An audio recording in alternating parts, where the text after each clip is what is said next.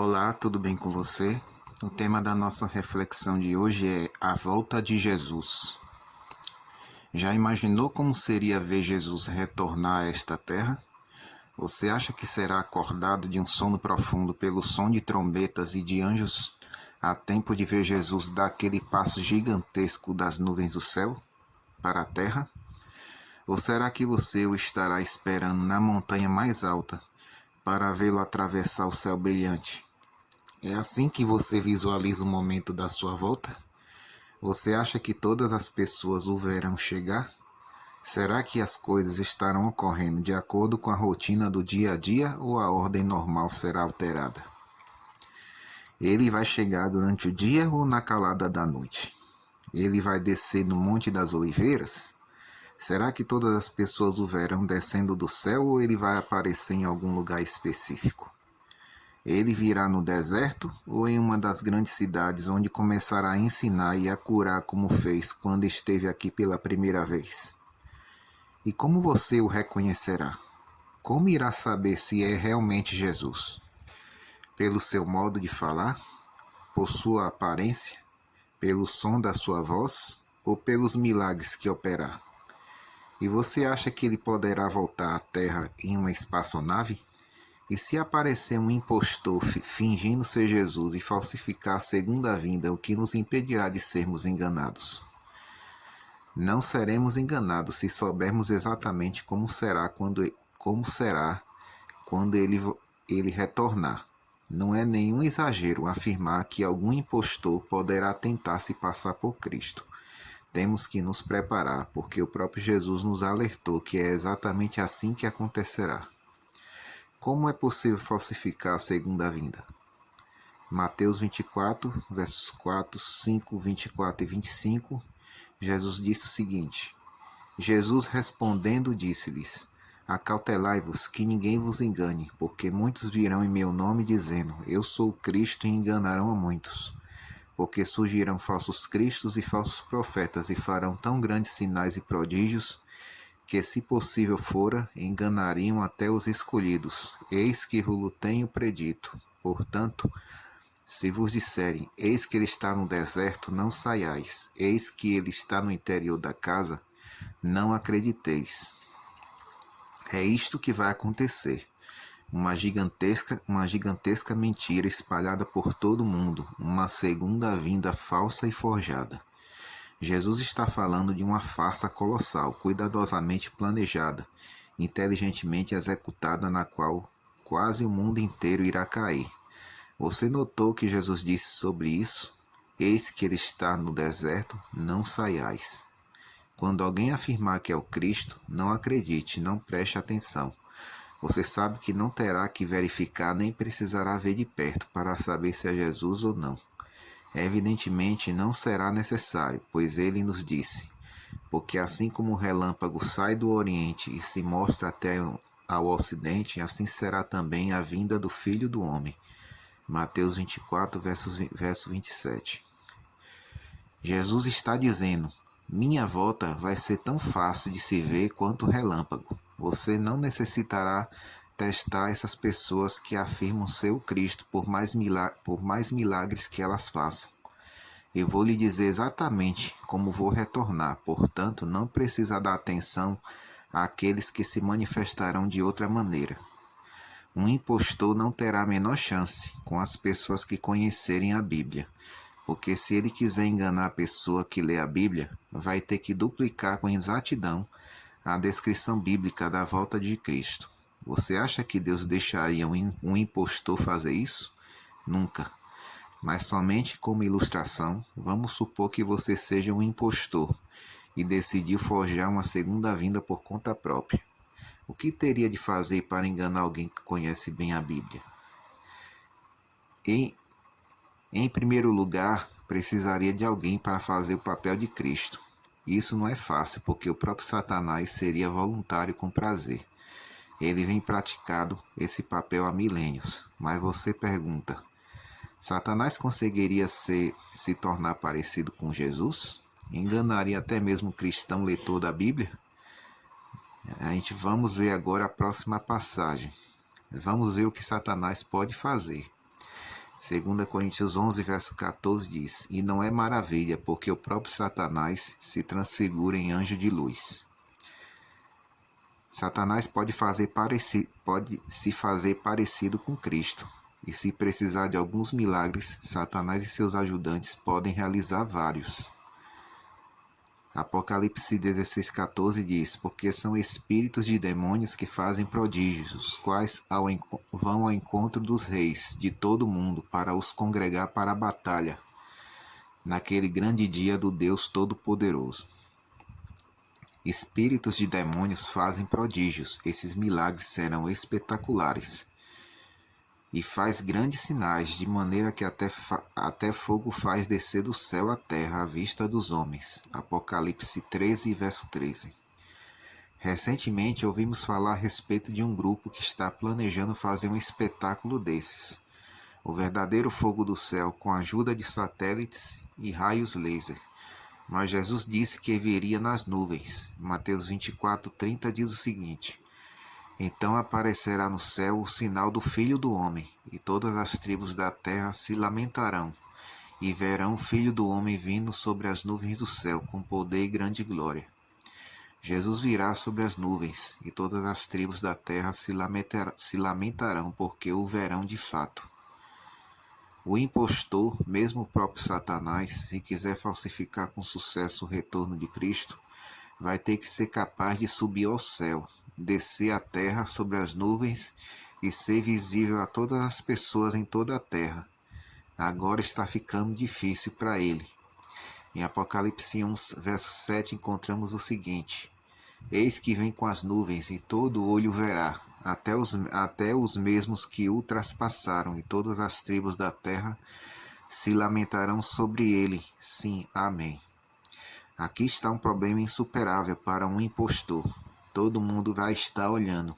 Ninguém terá que ser avisado, nem precisará ouvir pelos noticiários. Isso significa todo mundo, em todas as partes da terra.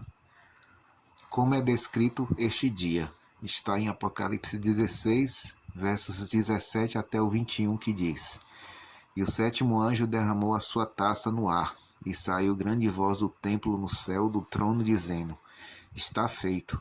E houve vozes, trovões e relâmpagos e um grande terremoto, como nunca tinha havido desde que há homens sobre a terra. Tal foi este tão grande terremoto. E a grande cidade fendeu-se em 3 partes, e as cidades das nações caíram. E da grande Babilônia se lembrou Deus, para lhe dar o cálice do vinho da indignação da sua ira. E toda a ilha fugiu, e os montes não se acharam. E sobre os homens caiu do céu uma grande saraiva, pedras do peso de 1 talento. E os homens blasfemaram de Deus por causa da praga da saraiva, porque a sua praga era muito grande. Que cena, que drama! Algum impostor teria poder para fazer isso tudo? Dificilmente. Analisemos agora a descrição do apóstolo Paulo, lá em 1 Tessalonicenses 4, 16 e 17, que diz o seguinte: Porque o mesmo Senhor descerá do céu com alarido, e com a voz do arcanjo, e com a trombeta de Deus, e os que morrerão em Cristo ressuscitarão primeiro. Depois nós, os que ficarmos vivos, seremos arrebatados juntamente com eles nas nuvens do céu, a encontrar o Senhor nos ares, e assim estaremos para sempre com o Senhor. Algum impostor conseguiria romper as sepulturas pelo mundo inteiro e trazer à vida aqueles que morreram confiando no Senhor? Nunca. E outro detalhe: os pés de Jesus, quando ele retornar, nem sequer tocarão o chão. Você vê como são descartados os falsificadores e impostores que ensinam e curam, pois, por mais impressionantes que sejam seus milagres, os pés deles estão grudados na terra. Alguém pode dizer: se Satanás conhece as Escrituras, deve saber que é impossível imitar a segunda vinda. Portanto, ele provavelmente não vai tentar. Ele vai sim. E por quê? Porque ele sabe que milhões de pessoas não estudam a Bíblia. Outros milhões esqueceram que leram, e outros muito bem informados preferem seguir sua intuição, seus sentidos, suas preferências pessoais, em vez de seguir a palavra de Deus. A tragédia é que quando Deus aparecer no céu, Quase todas as pessoas já terão se curvado a um impostor, acreditando ser ele o Cristo. Que terrível tragédia, tragédia que não precisaria acontecer. Milhões serão levados por esse terrível engano, por não terem se importado em saber a verdade. Vê agora o quanto é importante e urgente. Vê agora o quanto é importante e urgente conhecer a Bíblia? Se a ler e lembrar de tudo o que ela diz, não existirá nenhum jeito de você ser enganado. No dia 23 de setembro de 1922, os aliados tinham dado Esmirna para os gregos como recompensa por sua participação na Primeira Guerra Mundial. O exército grego havia invadido Esmirna, empurrando as forças locais para Ankara, na Turquia. Eles estavam certos da vitória quando de repente bateram em retirada antes de atacar os turcos e sofreram durante todo o caminho de volta para Esmirna. A tropa grega, em sua desesperada retirada, forçou seus próprios compatriotas, assim como os armênios, a abandonar seus lares e fugir para a costa. E aí, acreditem ou não, os soldados gregos, pensando apenas em sua própria segurança, entraram nos navios e zarparam. Os compatriotas refugiados foram abandonados para fazer o melhor que pudessem. Esmirna ficou em chamas, enquanto a grande massa de refugiados era empurrada em direção ao mar com fogo atrás deles. Nessa hora de crise, Isaac Jennings, um jovem americano, colocou sua família a bordo de um destroyer americano. Ele ficou para trás para ver o que podia fazer pelos refugiados. Conseguiu que fossem enviados alimentos, mas aquela massa sofredora de seres humanos, presa entre o fogo e o mar, precisava mais do que alimentos. Precisava de navios, mas providencialmente 20 navios de transporte que haviam levado soldados gregos para um lugar seguro, estavam ancorados em uma ilha do mar Egeu. Jennings não perdeu tempo e foi até lá na certeza de que os navios gregos seriam liberados para salvar o povo. Mas o general Franco, a cargo dos transportes, foi cauteloso. Não conseguia se decidir. A capital, Atenas, apoiou a cautela do general Franco. O gabinete teria que decidir, porém não estava em sessão. O gabinete só se reuniria amanhã, pela manhã. Que proteção seria dada aos navios? O destroyer americano os acompanharia? Um destroyer americano protegeria os navios se os turcos decidissem atacá-los? Assim prosseguiu para lá e para cá, e finalmente a paciência do jovem americano chegou ao fim. Jennings telegrafou para Atenas, mas não recebeu resposta favorável até às 6 horas. Então ele telegrafou abertamente, sem código, fazendo o mundo inteiro saber que o governo grego tinha se recusado a resgatar seu próprio povo da morte certa. Funcionou. Pouco depois chegou uma mensagem. Todos os navios no Egeu sob seu comando irão remover os refugiados em Esmirna. Aquelas palavras significaram vida para milhares. Também significavam que um jovem americano desconhecido havia sido nomeado almirante da marinha grega, e assim ele assumiu o comando. Faltando 1 minuto para a meia-noite, a bandeira grega foi arriada e a americana subiu em seu lugar, como um sinal que significava: sigam-me. Imagine a cena, todos os navios seguindo rumo a Esmirna. Ele podia ver do seu posto na ponte as ruínas fumegantes do que antes havia sido a parte comercial da cidade. Na orla marítima, estendendo-se por quilômetros, o que parecia ser uma fronteira negra e sem vida, era uma fronteira de vidas sofredoras esperando, aspirando, orando, como tinham feito a cada momento durante dias, por navios e mais navios. E assim que os navios se aproximaram, a orla foi aumentando e pareceu que todos os rostos daquele local se voltaram para eles. Todos os braços acenaram para que eles viessem. Pareceu que toda a orla se moveu para recebê-los. Os gritos de milhares de pessoas ecoaram bem alto. Gritos de alegria pareciam vir bem do íntimo deles. Ninguém precisou dizer para que eram aqueles navios. Eles tinham vasculhado aquele horizonte durante dias em busca de navios. Não precisava dizer que chegara a vida e a segurança. Isaac nunca tinha sido muito mais agradecido nem mais feliz do que aquela madrugada quando percebeu que, graças a Deus, ele tinha conseguido trazer esperança e uma nova vida àquelas pessoas desesperadas. A segunda vinda de Cristo será um resgate espetacular, não do mar, mas do céu, envolvendo não 3.000 refugiados em uma única praia, mas todos os homens, mulheres e crianças em um planeta sacudido, queimado e em convulsão. Que dia há de ser para aqueles que amam a Deus? Não será destruição, mas sobrevivência. Não será dia de pânico, mas de salvamento. Isso não é tristeza nem destruição. Não é algo para estragar os seus planos. Não é algo para se temer, detestar ou odiar. A menos que você não queira ser salvo.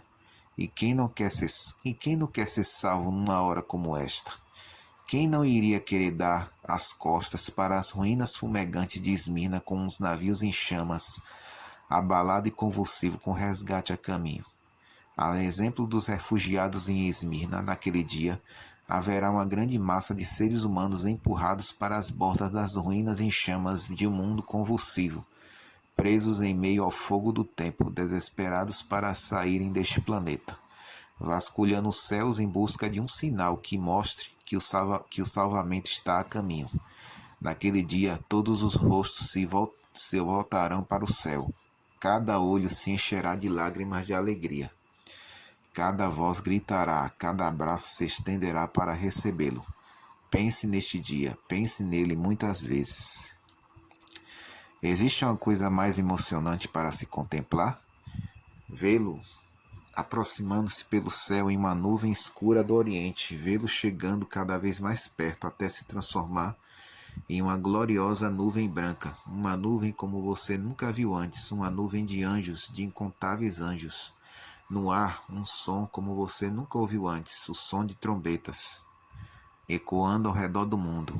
Uma voz como você nunca ouviu antes, a voz do Senhor Jesus chamando os mortos à vida. E os túmulos tremendo se abrirão. Haverá anjos por toda parte, carregando criancinhas já renovadas, em perfeita saúde, para fora de suas sepulturas abertas e colocando-as nos braços de suas mães. E vozes de parentes, há muitos separados pela morte, agora reunidos para nunca mais se separarem. Junto com os que ressuscitarem, os que estiverem vivos serão levados naquela nave estelar de anjos, numa viagem fantástica para o céu. Quantos problemas, dores e desastres tumultuam nossos dias e interrompem nossas noites. Parece que sempre estamos ouvindo o som das sirenes, o estrondo das bombas, os sinais da tempestade que se aproxima. Lembre-se de que existe um lugar melhor para estar e há um meio absolutamente fascinante de se chegar lá, onde o Criador vive, a cidade de Deus. Não em um jato, mas numa nuvem até a cidade do nosso Deus. Seu nome estará na lista de passageiros? Existe apenas uma exigência. É a palavra perdão escrita com o sangue do Senhor Jesus Cristo ao lado do seu nome. A escolha é sua. Você irá aceitá-lo? Que Deus abençoe você e que possamos aceitar Jesus como nosso Senhor e Salvador a cada dia. E estarmos preparados no dia da volta dele.